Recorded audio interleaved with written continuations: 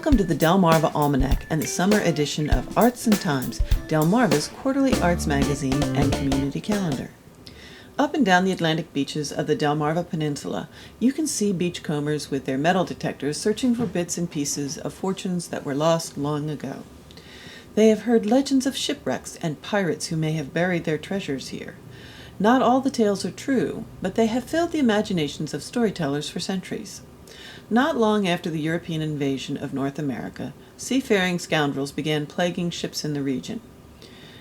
Every new coastal settlement was surrounded by long, desolate stretches of barrier islands with countless unguarded inlets and hidden coves. These were an excellent place from which to ambush passing merchant vessels loaded with New World plunder.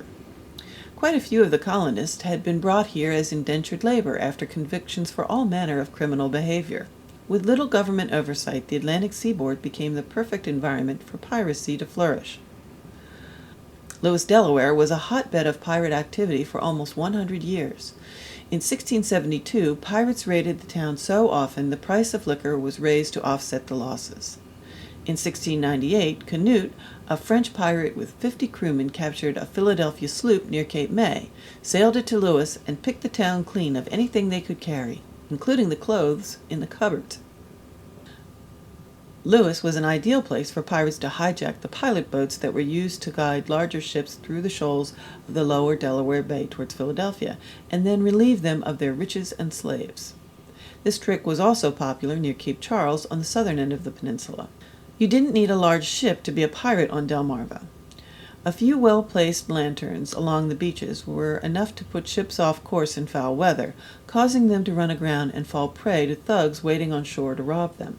Often colonists gave pirate captains safe haven and bought black market goods from them.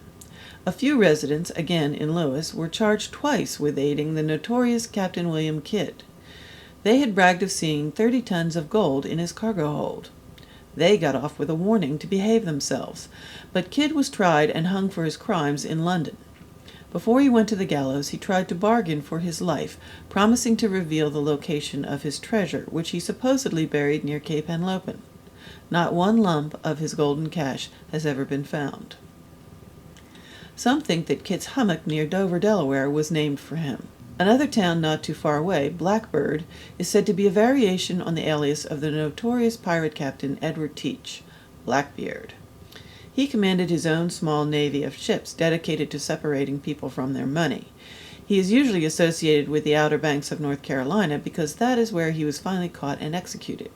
But there are many stories of him working in our area and burying his booty up and down our coast, including on Assateague. On the Chesapeake side, by the middle of the 17th century, Virginia and Maryland colonists had begun to try and settle their territorial disputes by attacking each other's ships. Though he was never successfully prosecuted, one William Claiborne was branded a pirate for capturing a more or less innocent merchant vessel in retaliation for attacks on his own ships and settlements on Kent Island. Piracy became such a problem that the colonial governments requested protection from the Royal Navy, but it never arrived. That's because the crowns of Europe were busy trying to out-pirate each other. The English and Dutch hunted down Spanish and French cargo vessels, and they returned the favor. And they all hired their own mercenary pirates called privateers to do their dirty work. Though they were not publicly sanctioned, privately their sovereigns showed their gratitude by letting the privateers keep a portion of their ill-gotten gains and gave them amnesty from prosecution. Other criminal elements took advantage of the confusion. Colonial proprietors and merchants pressured their governments to protect them. In 1745, the ship the Pandora was commissioned and built in Philadelphia for just this purpose. Coastal communities like Lewis were sick of the situation too, and began keeping watch themselves, firing on any suspicious vessels. These efforts and the American Revolution eventually forced the pirates to move southward to concentrate on the Caribbean. While the tide had started to turn against pirates here, privateering continued, especially during wartime. Ships of opposing flags were often commandeered, and their crews pressed into service for their captors. This was a common occurrence along the coast of Delmarva during this period. In 1776, Lambert Wicks and his brothers were successful merchant captains from Kent County, Maryland. When the war broke out, Lambert became a privateer for the rebel cause. A secret congressional committee commissioned him to attack British vessels to raise money for the revolution and disrupt the enemy economy. Though he managed to capture a number of ships, there was not much profit in it. He was also given the task of delivering Benjamin Franklin to France for his famous diplomatic mission. Even though the French were essentially on the side of the Americans, they did not want to appear to sanction piracy, so they detained Wicks and his crew. They were finally released only to perish in a gale off Newfoundland on their way home, taking any prize that they had captured to the bottom of the ocean. During the War of 1812, Berlin, Maryland native Stephen Decatur made a name for himself defending American merchant ships from attacks by pirates in the British Navy in the Mediterranean Sea. There isn't much more to say about pirates on Delmarva until after the Civil War, when conflict over dredging rights in the Chesapeake Bay escalated into violence. Boats caught dredging in disputed waters were called oyster pirates. But that is a story for another time. Let's get back to buried treasure. The most credible story of buried treasure on Delmarva is related to Charles Wilson, a lesser-known but very successful pirate who worked the Atlantic coast in the early 18th century. He tried to remain anonymous, unlike the stereotypical pirate who boasted freely about his conquests. Nonetheless, in 1750, he was captured, taken to London, found guilty, and executed for his crimes. Almost 200 years later, in 1948, a letter he had written to his brother was discovered, which described a treasure he had buried here near present-day Chincoteague.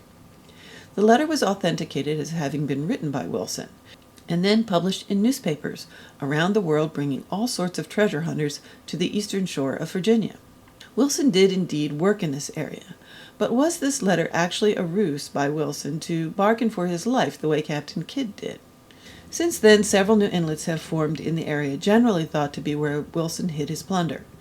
Though a handful of jewels have been found near Chincoteague, it is believed that if there were any treasure, the wooden chests have probably rotted and fallen apart by now, allowing currents to distribute their contents unpredictably under shifting sands. It's also likely that the note was intercepted and the treasure was retrieved long ago. 6 organized searches have yielded no significant finds related to Wilson's letter. Today, pirates are still a problem in certain parts of the world, but if there's any money to be made pirating on Delmarva, it's all done legally. You can pretend to be a pirate on the Buccaneer in Ocean City, or the Pirates of Lewis expedition. Battles are fought with water guns, so it's all good, clean fun. Pirate-themed mini-golf courses dot the resort highways, and there are pirate-themed events throughout the year. As for treasure hunting, the most popular place to look for the remnants of ships lost to the seas or pirates is on the beaches of Delaware between Indian River Inlet and Fenwick Island. The area is sometimes referred to as Coin Beach. Otherwise, looking for pirate treasure is a little like trying to win the lottery. It's fun to think about how you'll spend the money, but the odds are it'll never happen. Visit our website for a list of pirate-themed events and books you can read about Delmarva's pirate history. Arts and Times is funded by Worcester County Tourism. Explore the beach and beyond at visitworcester.org. Thank you for watching. This has been a Moonshell production.